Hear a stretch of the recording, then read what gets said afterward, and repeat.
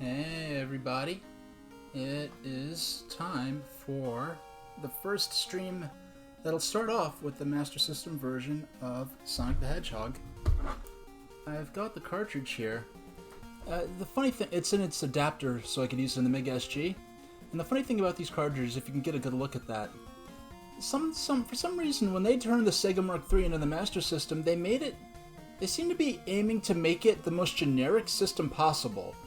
I mean, it has this red, sort of maroon theming to it, which a lot of electronics in the 80s in Japan use this maroon theming. I think looks really nice, but the system itself is mostly black in this maroon checkerboard grid thing.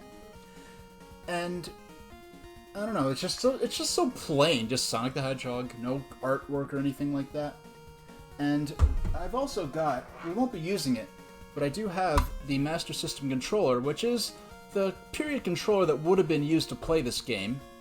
I'm not going to use it because it does not have a start button. And if you notice here, the square control pad, or D button as it's called sometimes, this was actually a way to get around the patent that Nintendo held for the Plus control pad. That form of Switch had a patent that Nintendo had.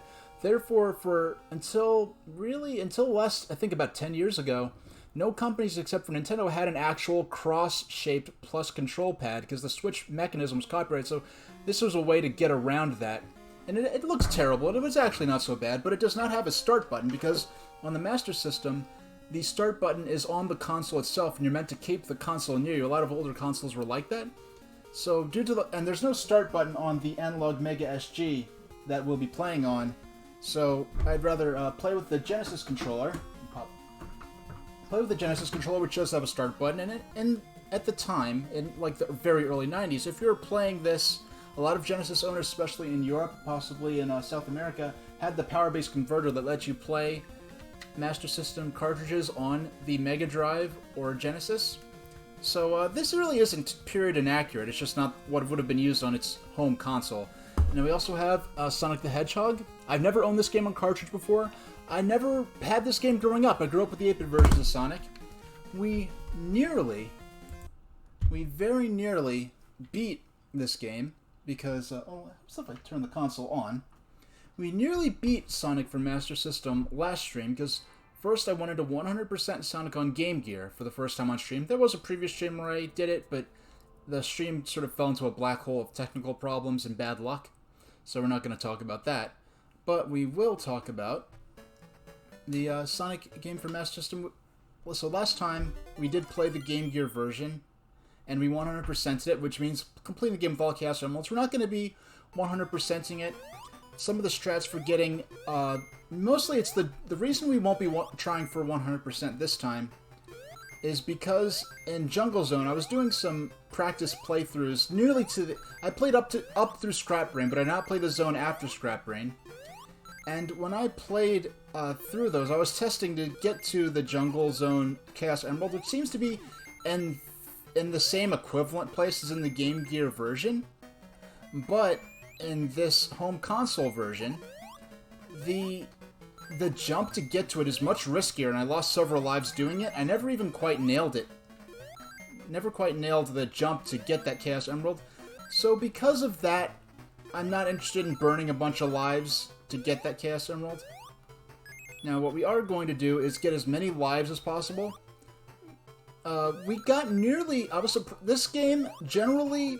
Well, Ancient was commissioned, a company founded by, I believe it was founded by Yuzo Koshiro of Streets of Rage composing fame, the famous game composer. He remade a lot of these songs for this 8-bit version on Master System. And the 8-bit version of Sonic the Hedgehog did not come out in Japan, the mother country of Sonic and Sega. Even though Sega did actually start off as an American company, believe it or not. Long story there. But when it was time to make this 8-bit version, once there was a 16-bit version, that was the premiere version, because Sonic was made to help promote the Genesis.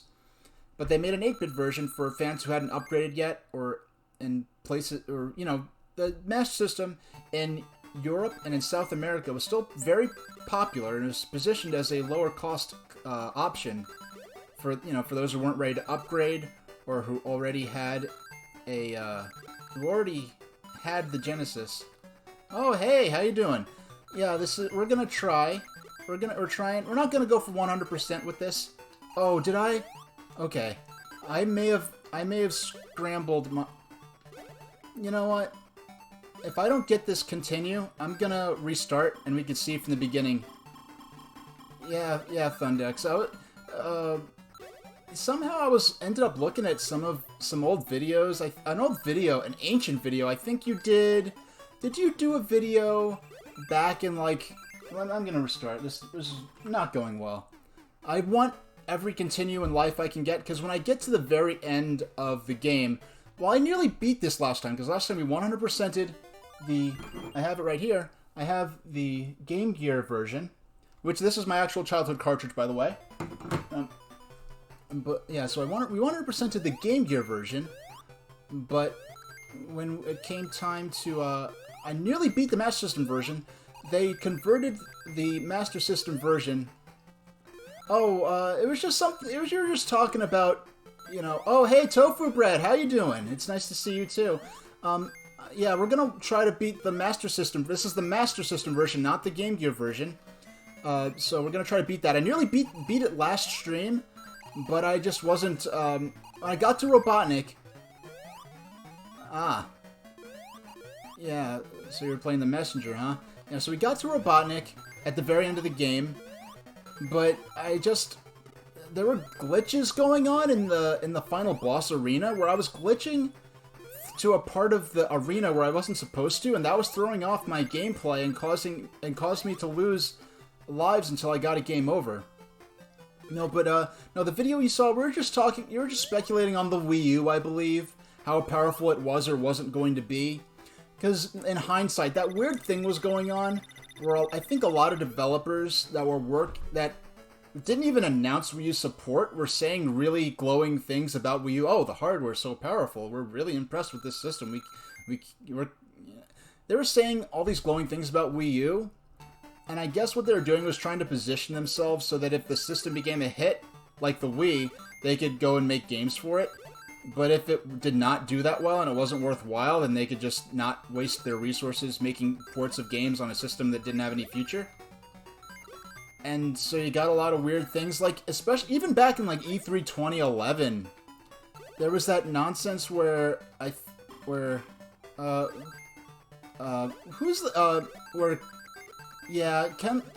marketing, and I will make videos about this, but Nintendo just didn't have a clear vision for what they wanted the system to be. I just want a few more rings so I can get 100, get an extra life here. Okay. Now we can leave the stage. Okay. These stages are much harder than the Game Gear versions. Oh, I still have my... you know, do you remember when someone... I mean, if you say you caught me live, so I'm... Is it possible that you've seen some of my VODs or my... I have my videos up on YouTube. I have some videos up on YouTube of... Yeah, Nintendo's... the Switch... I think the #1 problem with Switch, everything else aside, the Nintendo didn't have a clear vision of what they wanted the product to be. They communicated poorly. That was a huge problem. Yeah, I've done... Wii U, 90% of my gameplay that I've ever done on that Wii U, and I've had it since 2013, has been doing these streams, so I could do Virtual Console stuff for, like, Game Boy Advance, and eventually for Nintendo DS. So, let's see. When it comes to... Yeah, I wouldn't... And frankly, if I was able to remain active on YouTube during the Wii U, during that system's lifespan, people would have been very shocked, because I really made a lot of my views... The name for myself I made on YouTube was a lot of 3DS speculation when that system was coming out. But then I was just, Operation Blue Wave, Grassroots Hype Machine for Nintendo, for the Wii U. And really the reason I wanted to do Operation Blue Wave was because after... oh, shucks. We got a reputation of being nothing but, like, Wii Sports and oh man, there goes our special stage. There goes our special... It's unlikely that we'll be able to get into the special stage this one. Yeah, I remember... Yeah, I remember... Hey, Swift Bro, how you doing? No, Thundex, I remember you, Dante86. You know, it's funny, because somehow I knew your Twitch name and associated it with your old YouTube name, but I think the main problem with Wii U as a product is that Nintendo didn't have a clear vision for it, and what I mean for that, because I've said it a few times and I've gotten distracted by... Well, what I wanted to do with Operation Blue Wave is we got a reputation of being nothing but, like, extreme... Oh, we're going to the special stage. We got 50 rings. We're good. Hey, how you doing? It's nice to see you in here. We're gonna try to beat Sonic for Master System. This is not a game I had growing up. I did have the 8-bit version on the... I had the handheld version on the Game Gear. And this version is... It's another version of the same game, but the problem... They adapted the stages to accommodate for... It's not just, the screen is physically smaller on a handheld, but the aspect ratio of the Game Boy... of the Game Gear compared to the Master System, you have to hit that extra life box that continue box in a very specific way, and if you don't hit it the way the game intends you to, it's nearly impossible. Okay, we got the extra life, and we got the continue. So let's get out of here.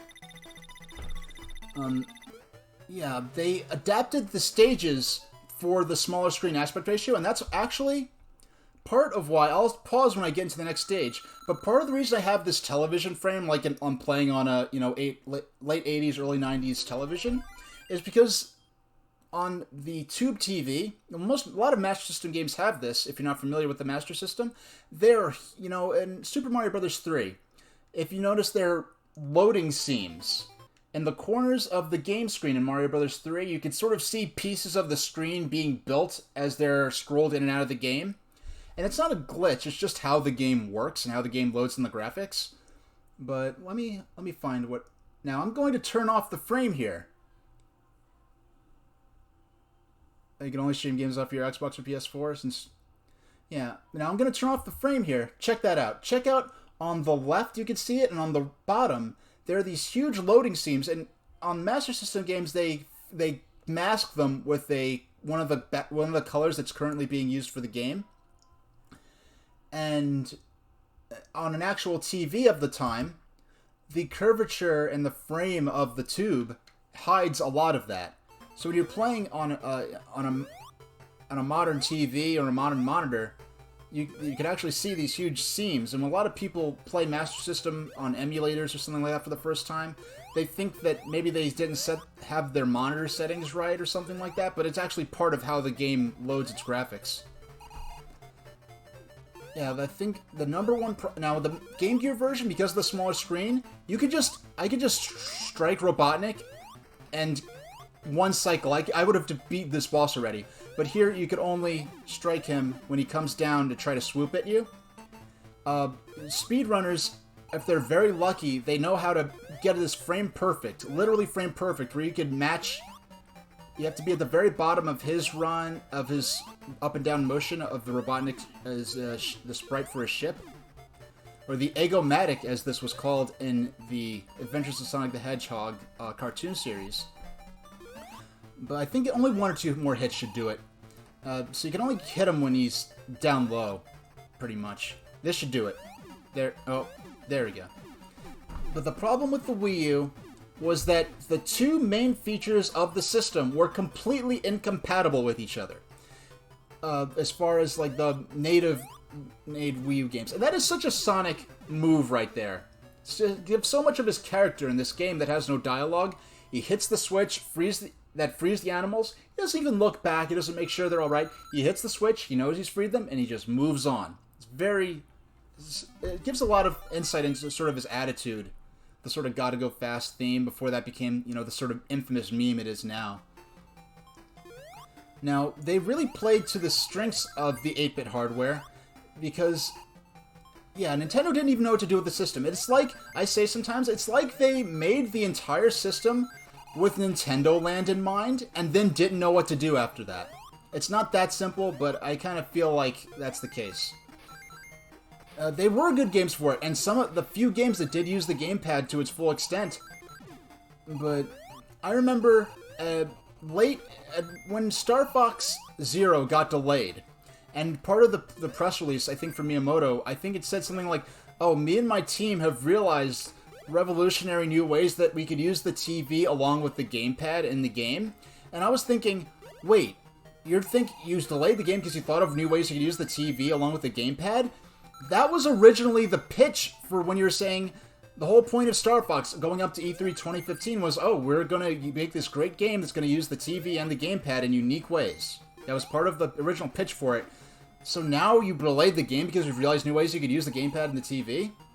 And the thing is, for as much of a failed experiment as Star Fox Zero was, as frustrating and really kind of anger-inducing as it was, I'm glad it existed. I'm glad, even as a failed experiment, that Nintendo tried to do something with that thing. Because, I mean, aside from the fact that it was arguably yet another remake of the first. I never played Zombie U, but I know whether or not it was any good, that Zombie U was one of those games that Wii U needed a lot more of. But my main thing, I guess I'll get through this point real quick, because I'll get distracted. The main problem with the Wii U was that its two main features were mutually exclusive.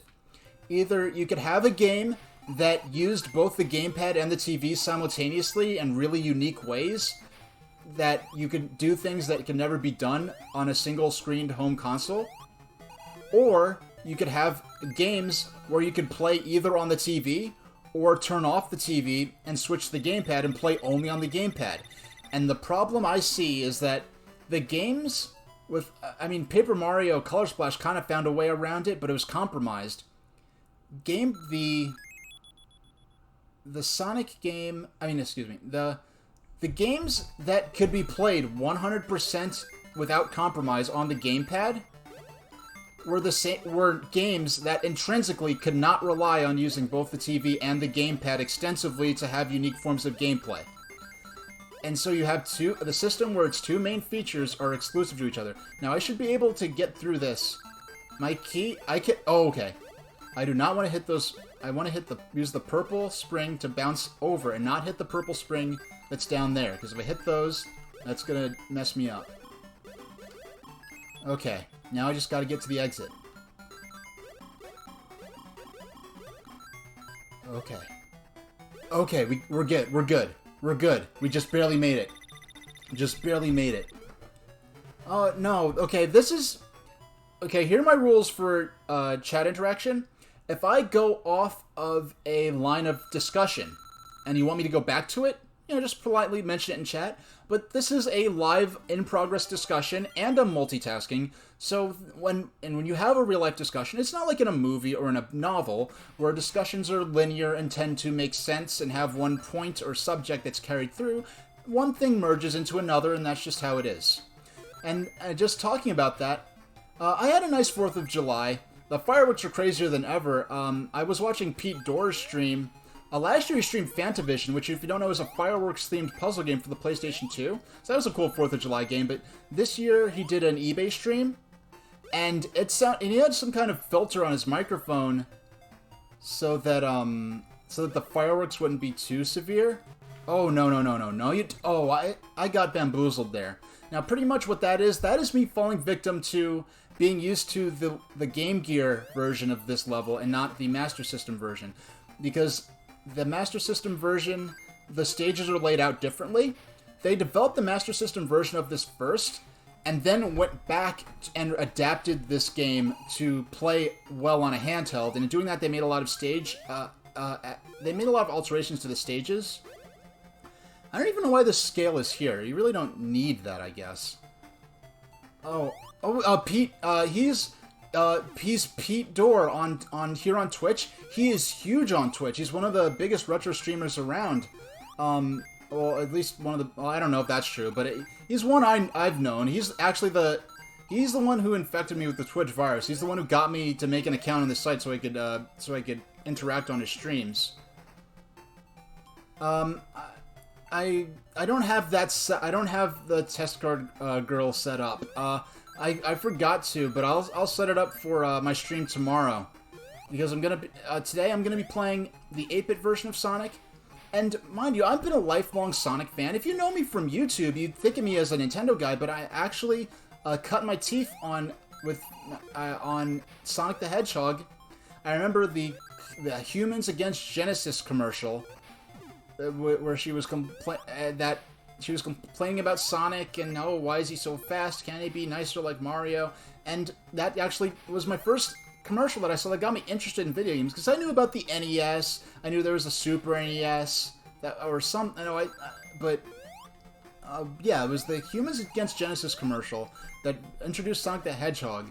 That was actually what first got me into video games. So I've been playing, in my early streams, I've been playing a lot of Sonic. I've been playing a lot of the same games repeatedly as I iron out kinks in my stream, but now I've got a stable connection. I've got a good bitrate setting for the kind of games I play. So, and that auto-scroll level is kind of infamous. For people who played the 16-bit Sonic games and then go back to this, we'll go and play this, because it's kind of funny, because Sonic's known for Genesis. That was his premier system, but they did go back and make it for Master System. And the 8-bit version of Sonic the Hedgehog, the Game Gear version was actually... Oh, now, this version... generally, stages on the Game Gear version are much more challenging, but here it is much... Now, this is kind of a precursor to Sonic Spinball. This is the first use, really, of these pinball stage elements to guide Sonic through this special stage here. So we got the 1-up. I'll be streaming tomorrow at 5, and that'll be it. I've worked out a way to get in more streams next week. I'm gonna try it out, see how it works. I'm gonna be streaming some new games this coming week. I haven't quite decided on them yet. Well, actually, I think I have. I think what I'll be playing Namco Arcade Archives on Nintendo Switch, and I also probably want to go and maybe play some Final Fantasy VII. I haven't played that game since 2002. Now, for the Robotnik stages in the 8-bit version, they have no rings in them. So when you fight Robotnik, it has to be a perfect run. And to make up for that, they were kind enough to put a 1-up box in every... Now, if I follow this pattern, if I get my timing right, I can always trick Robotnik into firing the bullets into the... Oh, God, doggone it. Now, that was mostly just because I was talking. But if I follow the pattern correctly, I can trick Robotnik into firing the bullets off screen, and I will be... Now, in the Game Gear version, it is much easier, because there is no water. You just fight him on a bridge, and there's no bottomless pit to try to fall in. Hey, I'll see you later, Thundex. Thanks for stopping in. You know, it's great having you. Yeah. Oh, of course. It's okay. Of course, Tofu with the hug never fails. Never fails to provide a hug to those who need it. So I do appreciate. I appreciate the gesture. Yeah. So I want to be playing. I'm gonna play Namco Arcade Archives. It has the NES version of Pac-Man, which I have no way to play in HD. I don't have the NES version. I never actually didn't play the NES version of Pac-Man until it came out on the NES Classic. No, the NES. The Classic NES. No, it was called. Like the NES. One of the NES games they put on the Game Boy Advance on a $20 gray cartridge. I have it on there just because I wanted a good handheld version of Pac-Man. So I actually do like that version of Pac-Man a lot, even though it's not arcade perfect. The ghost behavior is pretty accurate compared to the original Puckman arcade ROM, as I remember. But the cool thing is, I always wanted to play Pac-Man Championship Edition. I never had a system that played it before. But they actually made an NES D-Make. You know how fans will take a modern game and make it like go back and make an NES version? They made an NES version of Pac-Man Championship Edition, And they actually, and it's not just like, oh, NES style graphics. The file that is on the game on Switch is actually a legitimate game, and its graphics and sound, like the programming, people have apparently got this to run on an actual NES. It is 100% NES compatible, so it's not even just NES graphics. It is a full-blown, legitimate NES game that could run on an actual NES. So I'll be able to play this version of Pac-Man I was always interested in for the first time. Okay, I'm gonna give this one shot. I'm gonna try to get the Chaos Emerald. This is really tricky. I died a couple of times doing this. Oh, we got it. We got it. Oh my gosh, we're gonna be able to get, okay. We're on track to get a 100% run of this game. Okay, we're getting 100% Sonic Master System tonight. I did not think that was... Oh! Okay. I mean, even if I died there, I would have... it would have credited me with collecting the Emerald. But I want every extra life, every one-up I can get. So... to beat the end of the stage with. Now... Okay, we made it. We made it. I never made that jump before, so I wasn't sure if it was possible to make that jump without using the log. But I didn't know how soon or not it was going to regenerate. Now, I hit the checkpoint box there to collect. If I die, it starts me off the checkpoint box, and I have to hit the box again, or else it will start me off at the beginning of the stage. This is one of the longest stages of the game, I believe. Oh, that was close. Okay, we want to... There we go. Just let gravity do its work. Okay, I have 90 rings. Okay. Okay, we do not want to get... Oh, ooh, no! That was silly. That was silly of me. I should not have gone through all that. Because the reason I was freaking out there was because if I got 100 rings, I would have gotten extra life, but it also would have restarted my life counter.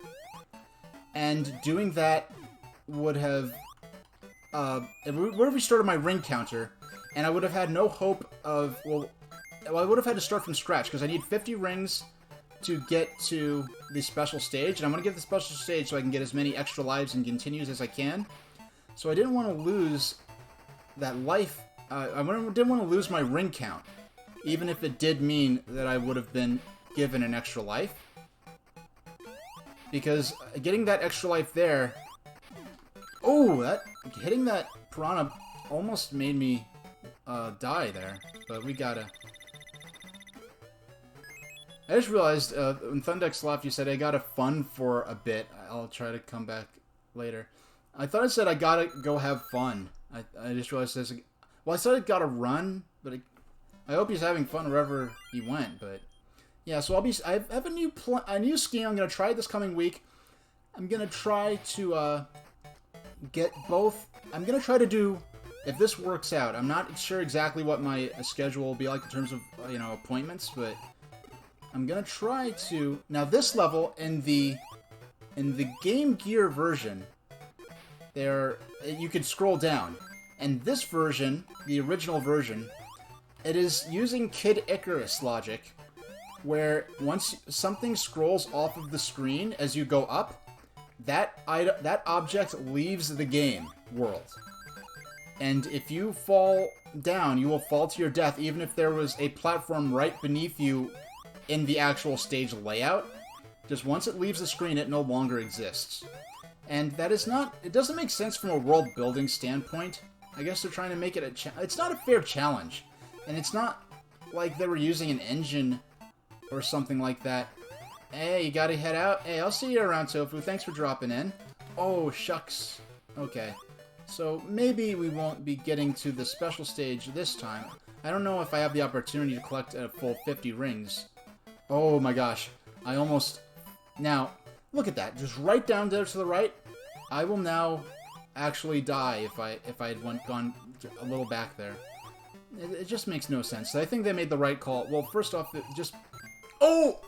That was garbage. That was straight up garbage. I almost said freight up garbage. It sounded like I was gonna say the F word. I was gonna say that was like foolish or something. I actually was not going to say the F-bomb. But yeah, I said that. Yeah, that was ridiculous. That was ridiculous. That is not fair. I was like 1 pixel up, and it counted as it falling to your death. What made Sonic die there? That is just full boat. I did it again. I did it again. That makes no sense. That is not fair. I still have 9 lives. It only counts up to 9. So if I have 9 or more lives by the time I should not be taking... Those deaths were both 100% Bobo. Those were not fair at all. Like, I don't even... Those weren't legitimate. Like, if I was doing, like, single credit run, I would almost consider that... I would almost keep playing.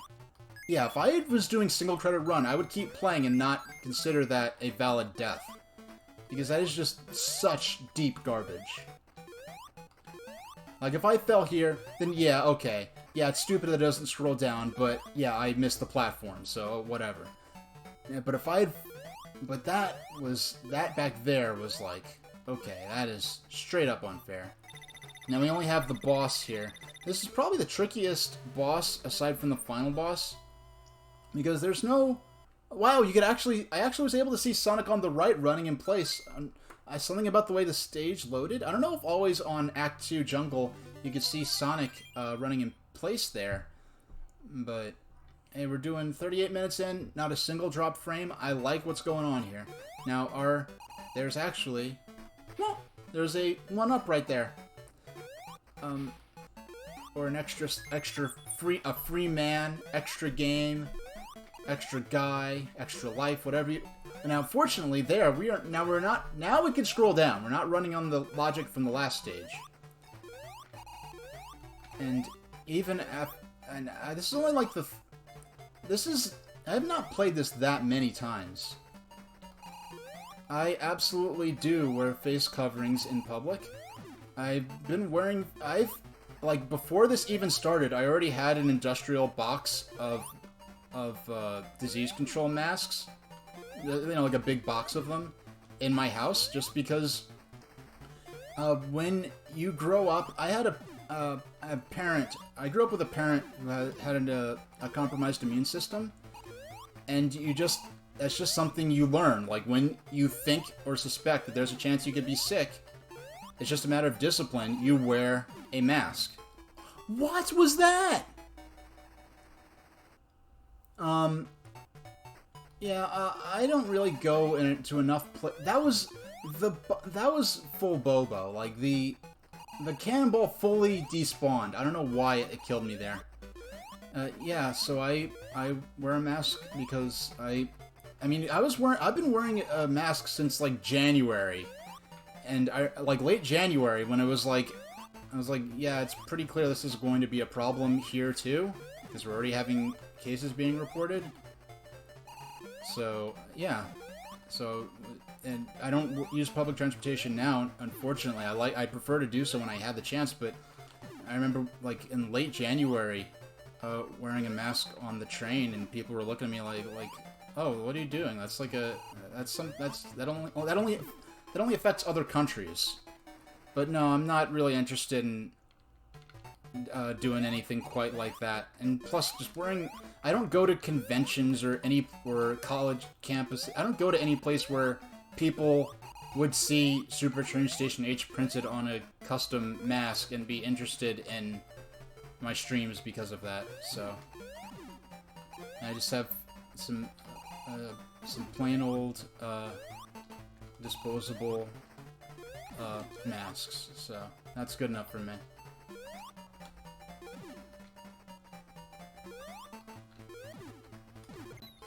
Okay, that was fair. I actually took the hit that time. I have 9 or more lives, so I'm very happy. I should not... Okay, I'm gonna have to focus on this, because I don't wanna go into... I'm gonna probably take a couple of losses. I practiced a bit, and I'm probably gonna take a couple of losses in Labyrinth. Because Labyrinth is a little harder in this version. So I'm gonna just stay quiet and for a minute. Sometimes he takes a really aggressive pattern. Oh, I could see as I was falling I was not going to be able to avoid that. Now, when we get up to Robotnik, I'm going to keep quiet and focus for a minute. We still have 9 or more lives, so... I think, actually, this is one of the... Only since the last time I played earlier today. I did not beat the game. I got pretty far. Well, they've had cartoon character licensed masks in Japan for a long time. I remember, like, when the Nintendo DS Lite came out, there were... Oh my gosh, I'm gonna have to focus. It's not anyone's fault. I just have to keep my mouth shut for a minute once I get up to Robotnik. Down to 8 lives. Darn, I took so many deaths there. And I do have a few continues, but I wanna get back to having 9 or more lives very quickly. But you know, they're a cartoon license. Okay, shush, shush, shush. Shush, shush, shush.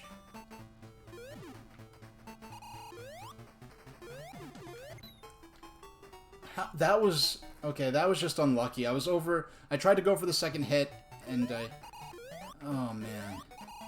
I should have been through this already. That's okay. We're still doing alright. And, oh, this is not a single credit run, and if we need to restart, we can do so. If we get a game over, if we use all our lives or continues, we can restart. It's not like a time attack or a single credit attack.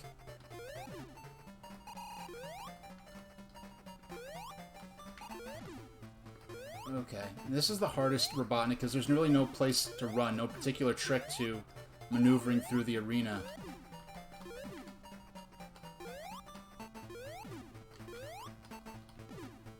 And he does get into kind of cycles where it could be tricky to time going after him. But next one should do it. Okay, got him. Yeah, I remember in 2006 when the DS Lite launched in Japan, there are pictures of the store, you know, people who were lined up at the stores, and there are people wearing masks, and people are like, oh, why are they wearing masks? Ours isn't a thing anymore. And I was like, they're living on... There's so little space in those big cities in Japan that even just the normal flu is a problem. So everyone, out of courtesy, they wear masks when the flu's going around to protect each other. And then, like, I remember when the SARS epidemic was going around, there were pictures of little kids in Asia, you know, with, like, little masks with, like, a Doraemon or Pikachu on them, and they were laughing at it, and I was like, hey, that could happen here, too, you know, it's not, just because it hasn't happened here doesn't mean it can't happen in the future, and unfortunately that time's come, but, yeah, so even before, you know, it became an issue, you know, even before people were starting to go crazy and try to buy up all those masks and hoard them, I already had a big box of them just because I'd wear them if I actually knew I was sick, I, you know, would just, you know, self-isolate, but if there was a risk that I could be sick, I used to wear them. Okay, that's not the spot. The spawn point for the air bubble is different. Oh, please. Okay, here we go. Come on. Give me what I need. Give me the air bubble. Give me the air bubble. Please. Please, air bubble. Please. Oh my gosh. Don't... I've reached the point where it spawns the air bubble. It's not giving me the air bubble. Oh, I was one frame away from dying there. Oh my gosh. And you know, it's funny. All I know about Doraemon is that he's a robot cat that some scientist made. And yeah, that's really all I know about him. I think he's been around since the 60s or 70s in Japan. That's all I really know about him. He's just one of those cartoon characters that's just been around forever.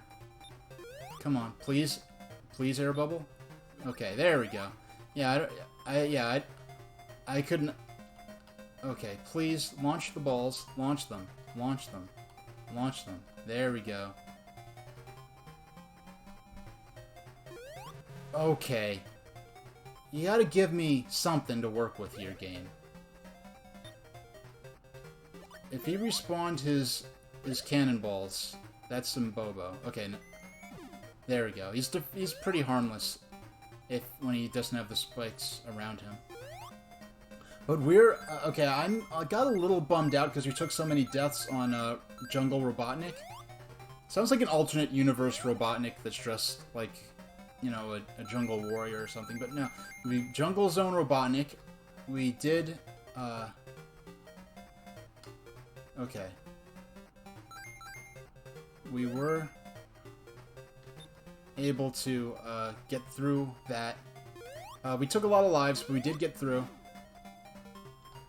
Was it a... I'm guessing if it was... Oh my gosh, I was not paying attention.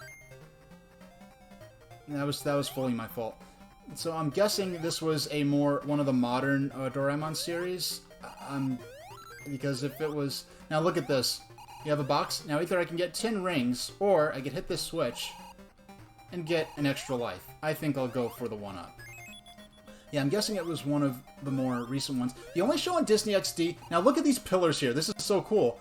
You could see that they're in the background and foreground, and he passes behind the ones that are in the foreground. So you actually have some depth, some three-dimensional depth simulation going on there.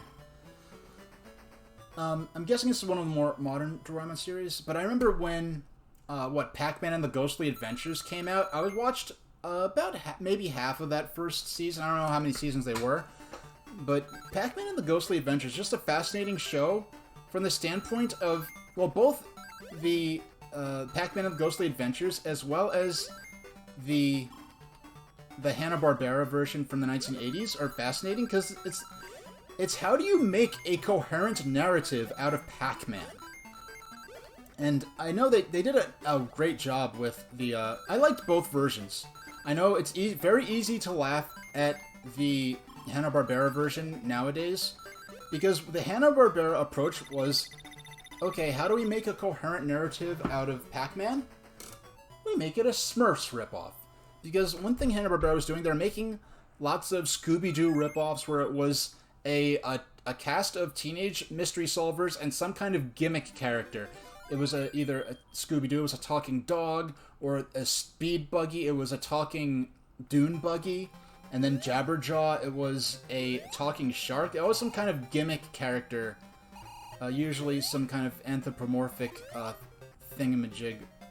And now, I want to go up here. I'm not going all the way to... Actually, I am going to the end, because I want to get the... There's a shield power-up up there.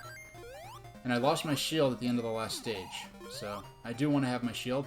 Even if I didn't have the shield, or... It's worth it just to get the rings.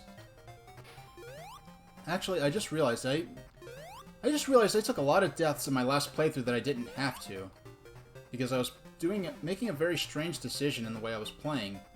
And the way I'm playing now, it makes a lot more practical sense. Now, what I want to do, I want to go up under here and get my air bubble, and then continue to the right. Yeah, so I like Pac-Man and the Ghostly Adventures. One thing I thought was weird is the whole backstory in Pac-Man and the Ghostly Adventures about the war between... Oh my goodness. I actually am going to... I usually get hit. I usually take the hit from that. Yeah, I saw He-Man on reruns when I was younger. I wasn't super into it. There are other cartoons I liked a lot more. I'm of that interesting age range where I won't say my exact age. I'll keep it a little bit of a mystery, not that I'm too personal about it. I mean, if you wanted to look around, you could find out between my various sites. I'm sure I mentioned it somewhere, and you could probably do some math and figure it out, but I'm of an age range where, if you look at a lot of the video games and TV, if you look at, like, Nostalgia Critic, Doug Walker's series, a lot of the older cartoons that he would review, or the older, like, a lot of the older games that Angry Video Game Nerd reviews, I was of an age where, well, let's just stick to TV. And, like, Nostalgia Critic, a lot of those older stuff, I'm of the right age range where I did see a lot of those shows on TV. I actually have some of them even on videotape recorded off TV. Now, in the Game Gear version, they actually put a robot right there. We're similar enough age. But it's, so you could probably relate to this too, possibly, Thundex, but it was that age where a lot of those cartoons, those 80s cartoons that Nostalgia Critic was reviewing were still on TV. But then by the time Pokemon came out, I was still a little kid. So, okay, now we've gotten... Let's see if I can pull this off. We've gotten the invincibility block there. So we have our invincibility. And while we're invincible, you don't have to worry about these fire launchers. Come on, come on. Got it! You have to get the invincibility block. Yeah, it sounds accurate enough. Sounds accurate enough, Thundex, or Calacaboy. Yeah, it sounds like you're pretty accurate. Yeah, and now in the Game Gear version, they just put the, I'm pointing like you can see it. There, can you see my mouse? I don't think you can. But you could just point, if you can see my mouse, there it is. But they just put the Chaos Emerald there for the taking. But it's cool, because in the Master System version, they use the invincibility mechanic, where you have to use the invincibility to phase through the spikes. Now we're back up to 9 or more lives, so we're recovering. We're making a comeback from all those lives we lost to Robotnik. Yeah, so, yeah, we're... Nice. I love how high that score is, because my, game... I really wasn't going for a score... okay. Now, if you... I'm gonna... When I fall down here, I want to show you something. Oh, no, actually, down here it won't really apply. Now, there, we can see it. Now, there are purple springs. Those bounce you only a small amount. The green springs bounce you... No, the yellow springs bounce you a medium amount, and the green springs bounce you the highest. In the Game Gear version, to simplify things and account for the smaller screen space, the Game Gear version only has purple springs. So imagine my... Now, if I can... I have to use the yellow spring. There we go. There we go. We got the continue. Now, this is a replay. Come on, let me through. Let me through. Let me through. Let me... Now, there's a very specific way it wants me to go about collecting this box. There we go. Now, just let me through. There we go. 5 seconds left on the clock, and we got the 1-up and the continue. I actually posted on Tumblr... well, on Tumblr, I found someone posted a video. It had hundreds of... And mind you, I don't recommend you go around browsing on Tumblr. You're going to have a bad time. But I do search specifically for, like, Sonic Master System. That's specific and esoteric enough that you don't have a whole bunch of people posting all kinds of nonsense or shipping stuff. Now, there... but it was... I'll tell this story real quick. It was over... It was someone posting them trying to get that continue in that stage, the continue box, and you have to hit it with a specific spring. And if you don't do that, no matter how much you nuzzle up against it, you can't break the block. And so I actually just had come off of my previous VOD. Well, my previous... Okay, I came up with a good strategy here. This is similar to my Game Gear strategy, but the arena is... Okay, we stand far enough along to trick him into shooting the missile out of the way. Or torpedo, since it's underwater. Okay. Okay. I have to stand in a very specific spot, which gives me enough time. And we just stand over here, we don't even have to jump over the torpedo. Because by the time that torpedo gets over here, you have to worry about the bullet that he's going to launch. Oh! Okay, I had the fortunately I had my shield, or else I would have taken a death there. And once we beat this, we're going to go to Scrap Brain, and Scrap Brain I really don't need the shield. I feel very confident with Scrap Brain. The Master System version is actually easier, which is unusual because... Oh! I guess the cycle was slightly off. I don't know if it's one of those things like in Super Mario Bros. Where the frame you press start on will change the boss behavior pattern slightly, or the enemy behavior pattern slightly. Now, over to the left, there is... Actually, I should have went for it since I had the shield. If I have... well, I'm not playing this again, or at least I don't hope to. Because if I'm playing this again, it means I didn't do... I ended up somehow getting a game over, which if I... Now, I actually have a chance to get an extra hit in on Robotnik there, because when I'm over there, I don't have to deal with that extra torpedo. And that problem I'm having is getting the timing right between dodging the bullet. There, see, there, okay. This time, I think he's on a cycle where this... Oh, I should not have done that. I should not have done that. As soon as I jumped, I immediately regretted it. I'm like, I'm going to take the hit from Robotnik. Okay, I'm going to stay silent. And this is not speedrun strats, mind you. I'm going to stay silent and see if I can get through this Robotnik without losing any more lives. I say this Robotnik like it's this Robotnik fight. I should be able to get 2 hits on him here. 1, 2. Now, in the Game Gear version, there's a sound effect when he launches the torpedo, and this one, maybe they didn't program it in. But yeah, when he launches the torpedo...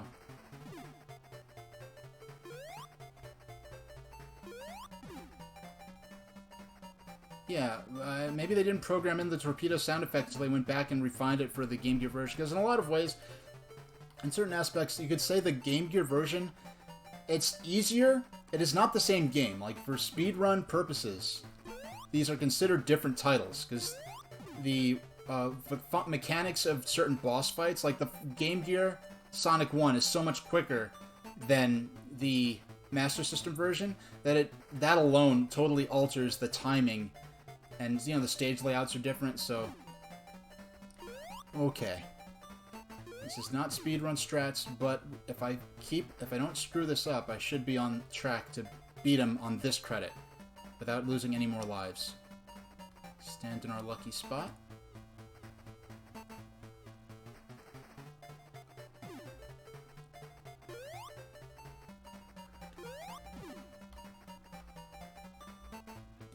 Yeah, there's no torpedo sound effect from when he launches it, so I guess they just didn't program it in. Or I don't know if they forgot to or didn't think to, or if there's an actual glitch going on, or it was supposed to, but it didn't go.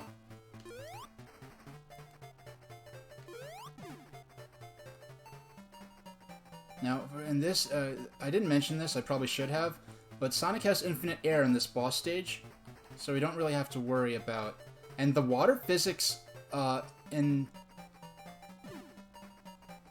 I don't know if this is really true, but I feel like the water physics... Oh, we got him! We got him! All I have to do is not fall into that bottomless pit, and we're good. And I keep forgetting to check... We got it! We made it. Once again, that nice depth of field. I keep forgetting... Let me actually grab some water.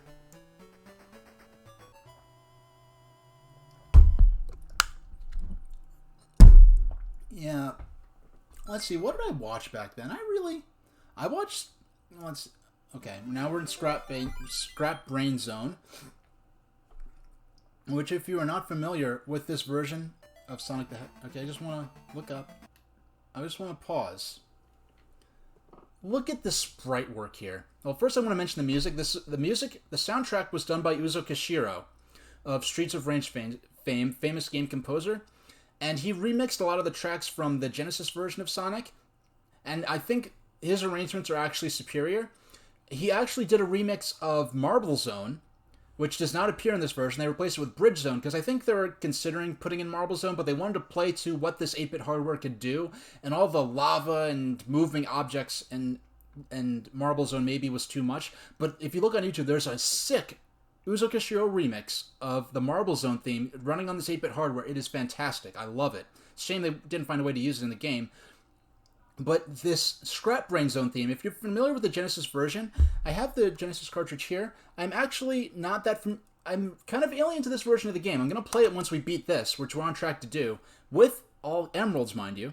So that's going to be nice. And the 100% ending, when you have all Chaos Emeralds in the 8-bit version, is superior and fits better with the themes of the game than the Genesis version. So you get to see that if you're not familiar with it.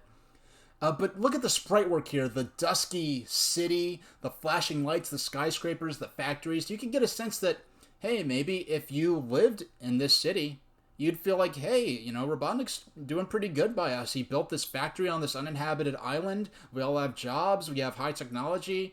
you know, but you're not seeing it from the point of view of Sonic, whereas like, hey, you know, Eggman, he's turning all the animals into robots. He's replacing the forest with factories. So you really have this theme of industrialism versus environmentalism in Sonic, and also just the theme of him transforming the animals into robots.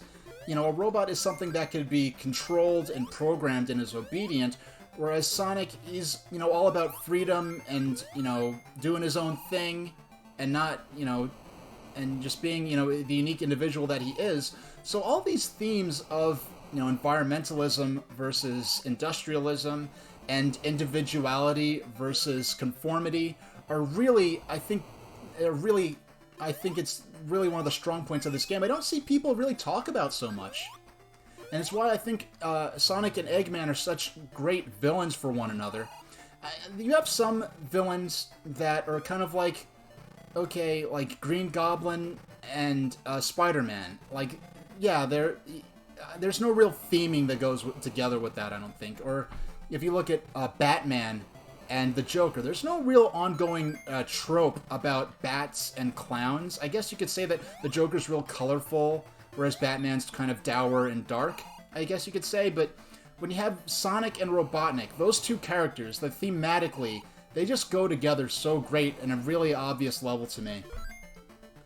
Now we're in Scrap Brain Zone, and they actually, believe it or not, in this version, there are fewer enemies. In the Game Gear version, they actually added more enemies into the game.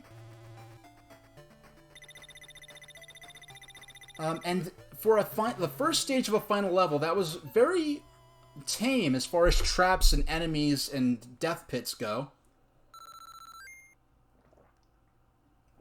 And that really, I think that it was a really good game design choice, because really that stage there introduces you to a lot of the elements that you'll find in these later two levels of Sonic, of Scrap Brain. Now, so, Thundex, are you familiar with this 8-bit version of Sonic the Hedgehog at all? Have you ever seen this being played in, like, before, or like, in my VODs or my archives of my streams on YouTube or anything like that? Or maybe you've played it? Or is this really your first time seeing it? I'm interested to hear, because I don't know if you're handy to answer or not. If you're not, don't feel obligated to. You know, obviously, if you're driving or something crazy like that, and just listening to the audio, you know, you pay. But I'm just interested to hear, because one of my main motivations for streaming was showing games like this off that don't get a lot of play on Twitch, and especially not from American gamers, because this game was a much bigger deal. Oh, you had it on Mega Collection. Well, the Mega Collection was actually the Game Gear version of this game, and you've beaten it before, Thundex? Have you played it? You've played it, but have you beaten it? I'm just curious, because I don't want to repeat something you may already know.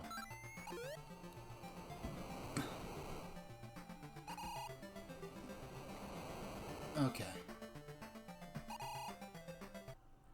You never got into the Game Gear game, so you didn't beat it. Now, we're in Scrap Brain, which, if you know from the 16-bit version of this game, is the last zone. Well, there's the final zone, but the final zone is nothing but the last Robotnik fight. But in this version, we'll see what happens at the end of Scrap Brain Zone. And we have these maze-like levels here. In my early streams where I play this, I got lost for, I think, upwards of a half hour in this stage alone. But I've learned my way through as I played and I studied my videos, so I've memorized the way. I'm glad I got him, because I was not prepared to defeat that little pig robot. Yeah, this level is a really cool puzzle. Now, in exchange for I have to get across. There's a gap here. See that? And I can't get across it. If I jump, I won't have the right momentum to get across safely. I'll fall to the bottom. I'll have to do that again. So we're gonna come down. Okay, we made it. If you don't have the right time, you can fall to the bottom many times. There's no risk of death. Now to make up for the first stage pretty much being a giveaway, they have a cool puzzle here.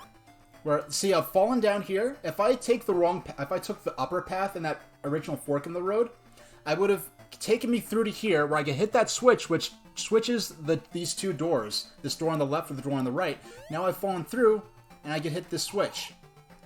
And so when I'm going to come back through here later, and I'll be able to continue to the left through to the end of the stage. So it's a cool puzzle there, and it's not too brutal, but if you don't know what you're doing, you can spend a lot of time there, which we don't want to do. It's not this is not a time attack. Now, to get the Chaos Emerald, we're going to fall down what looks like a death pit, but it is the path to the Chaos Emerald. And we're going to get all the Chaos Emeralds, and if you remember, there's the Chaos Emerald, I collected it.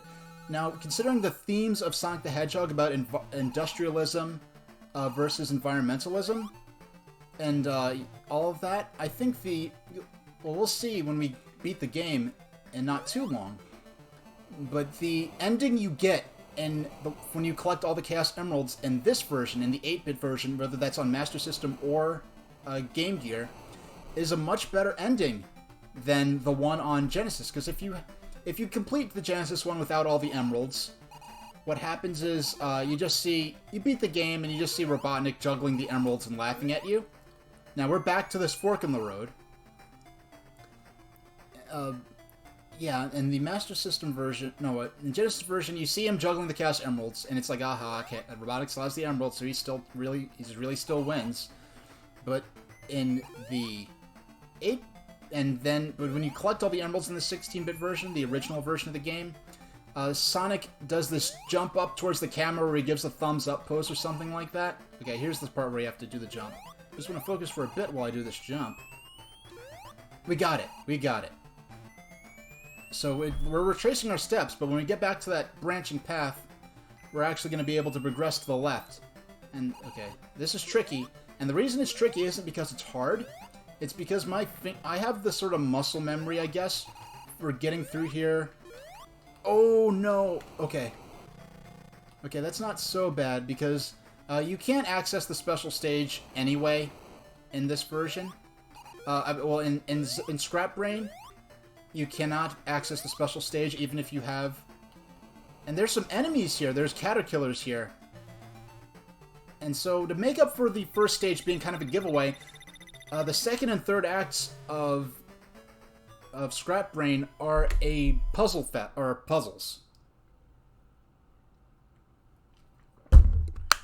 So we have one puzzle there.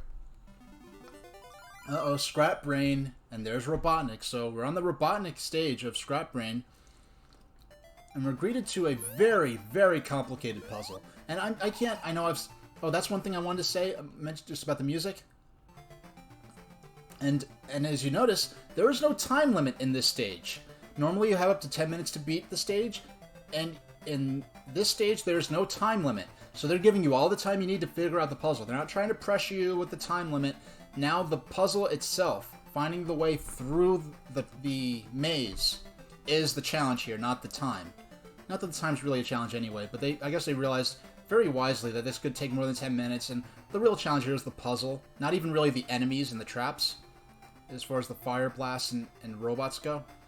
But the Scrap Brain theme in this version of Sonic the Hedgehog, the melody is better developed. Yuzo Koshiro took the 16-bit version, he developed the melody better, and when I first heard the 16-bit version of this on Genesis, I was like, where's the melody going to start? Where's the awesome melody from the 8-bit version? And it's not there. It's just kind of more of an ambiance.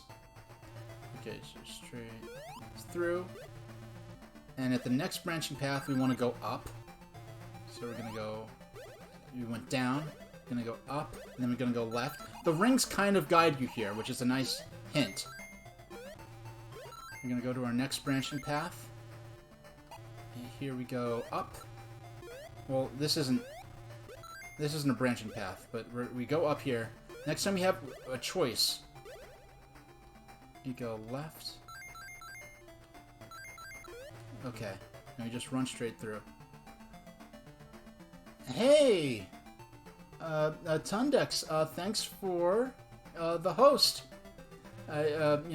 So that is really cool, yeah. Thanks a lot. Oh, man. I just can't get...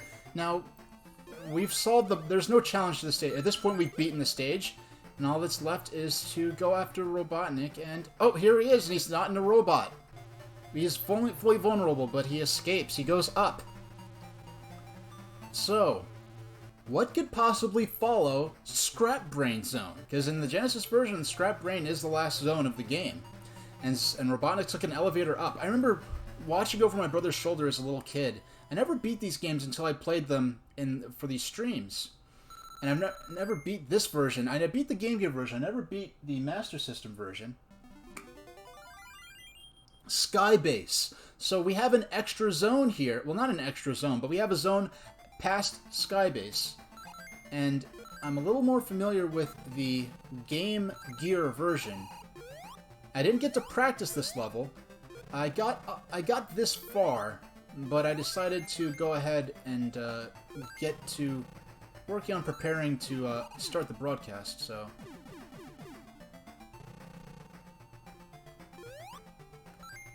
Nice use of the ring. Now, I'm not going to collect every single ring, because what I want to have happen is to be in a situation, and notice, not a single death in Scrap Brain Zone. Here I might take some deaths, though. I don't collect every single ring, so that way, if I take a hit from one of these electrical traps, I'll be able to go from an enemy, because there are Orbinauts and other nasty badniks around here. Okay. Worried I was going to collect a shield and lose it immediately, but fortunately that didn't happen. So if I take a hit, I could just... I have rings very nearby where I can grab those rings and then be safe, so that I can take... if I take another hit, I will not lose life there. Ooh!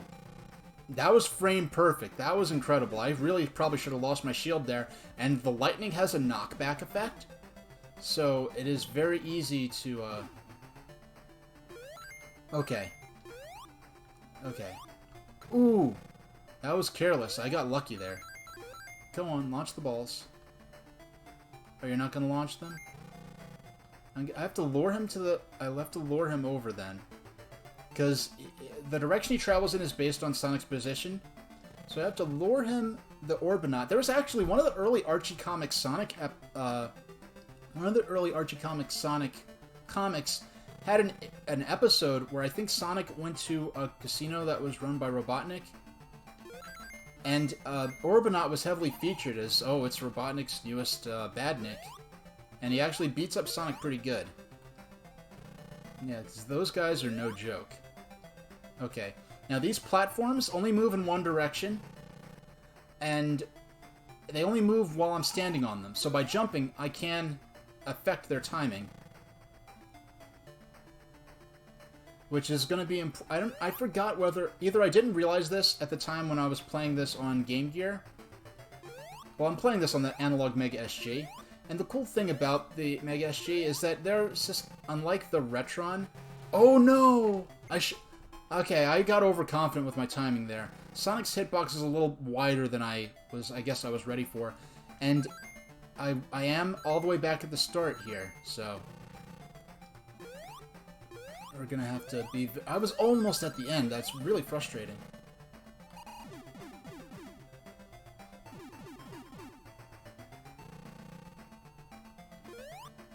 Now, that cannon, sometimes it shoots 3, but usually it shoots 4. And the times it shoots 3, it makes me a little... Okay, there we go. I feel like maybe it's just because I was practicing at playing this game in general and more used to its physics. But I feel like the Game Gear version of this was a lot harder. Because the first time I got to here, I actually got through it. I actually took a game over my first time I got to this in the Game Gear version. But...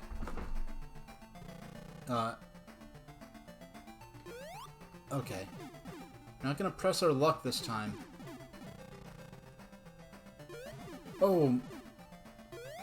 As I go and take a hit. Okay. I have to lure him over to the left. And then I can jump up.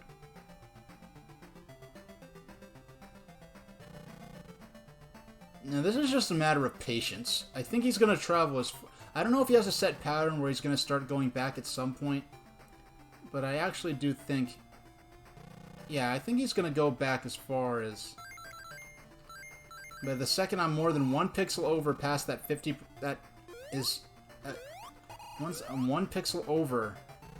Like, he will kind of, like, stalk Sonic, so to speak, where... Okay. We're not gonna get overconfident this time. Okay, we're good, I think. We're nearly there. Okay. Okay. We should be near... Now, the main... I'm not really worried about taking a hit in... Okay. I just have to make these platform jumps. Yeah, okay. Coming up next is the last platform stage of the game. And we're... it is a real gauntlet. If you thought that was crazy, there are cannons everywhere. There are little bomb-like enemies that explode into 4 bullets that fly out. Now, what Skybase is, that was the launch pad, and now we're actually boarding Robotnik's airship, kind of like a Zeppelin crossed with a classic pirate ship here. And this was actually the first depiction of Robotnik having an airship as his final, or some kind of airborne vehicle or space station as his final hideout.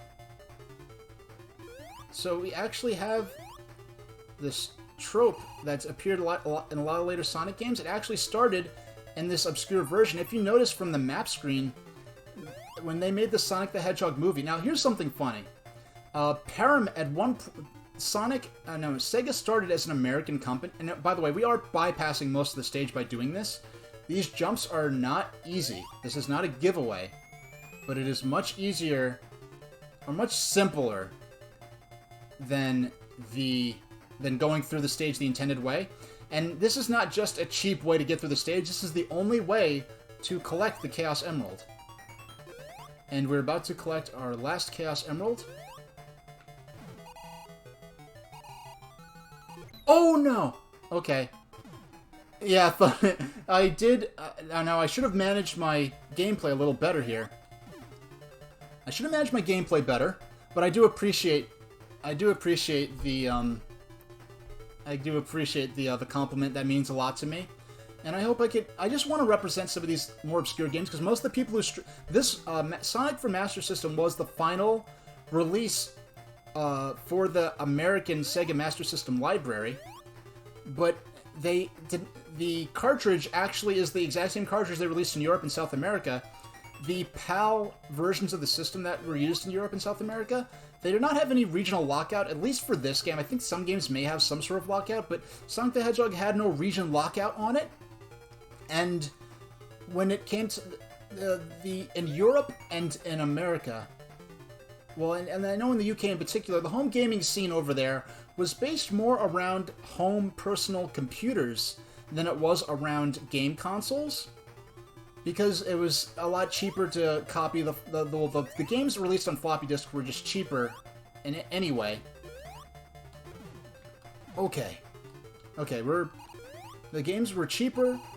And there was a real push, actually, from the government, I think, to encourage, home computer use and education and using home computers. So you had these computers that could double as game systems. So dedicated game systems weren't really that popular, but these home systems, they started kind of in the late 70s and these home computers in the late 70s and early 80s. Those are all our Chaos Emeralds. We're down to the final boss now, actually. And, so these computers, they gradually got better, but there wasn't really any major... Most of them were still 8-bit computers. They often were rather primitive. So when the Master System came out, it was right when a lot of the kids who grew up with these 8-bit microcomputers... It was right when the kids who grew up with the 8-bit microcomputers were ready for something more sophisticated. And to that end, the Master System was a really attractive system, and the NES had a really bizarre... release rollout in Europe and the UK, where there were several versions of the NES that looked effectively identical, and the cartridges were not cross-compatible. There was one version that was released by Nintendo of Europe, then there was a version that was released by Mattel, and I think there was another version as well, and they all looked just like the American NES, But all these different versions, they did not. Now this is what messed me up last time. At some point, oh, that was some. Okay, at some point the lightning. This is as far as we got. Last time, I ended up losing. Look at all these flashing computer terminals and panels in the background. So much atmosphere for this arena. I love it.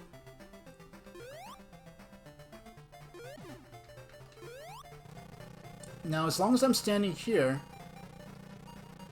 the Thunderball will launch straight off screen. It doesn't really... I think...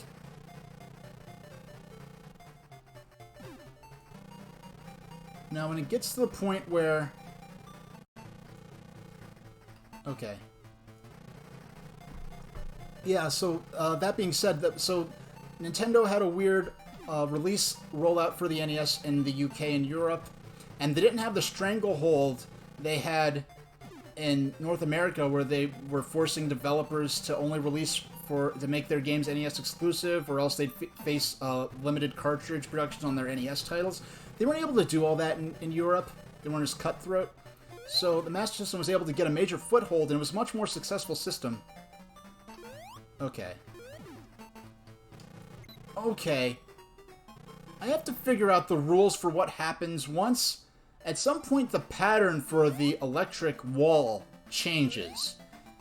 I know the pattern, the initial pattern. I could get 2 hits on him from the start. That's nice. And I don't know if this is on a cycle system, or depending on which frame, like on a frame rule type system.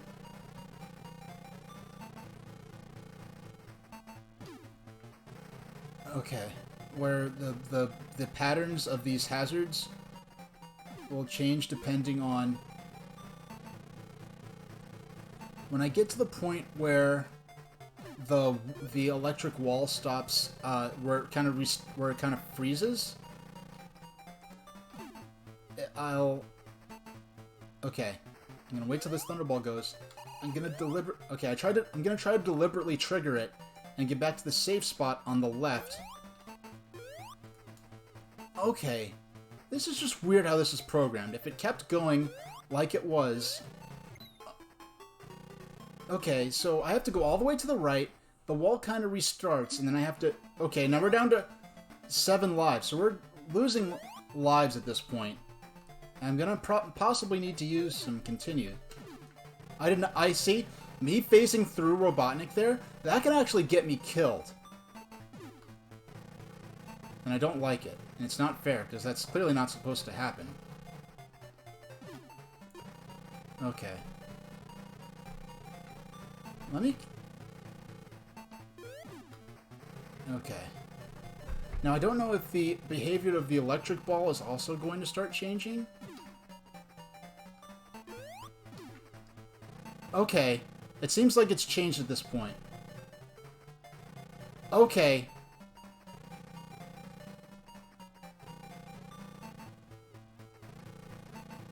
No, okay, it's getting harder. That's what's going on. 1, 1, 1, 1, 1, 1, 1. Okay, I got the pattern.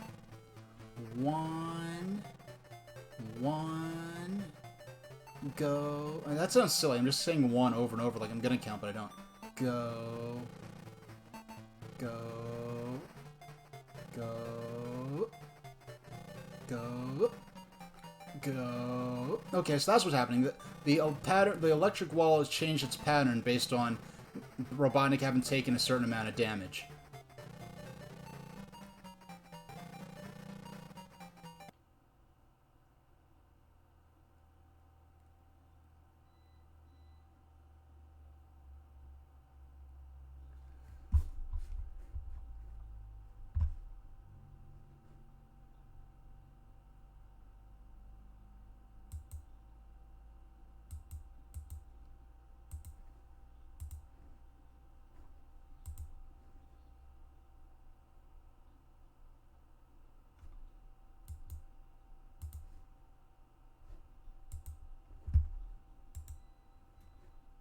Oh!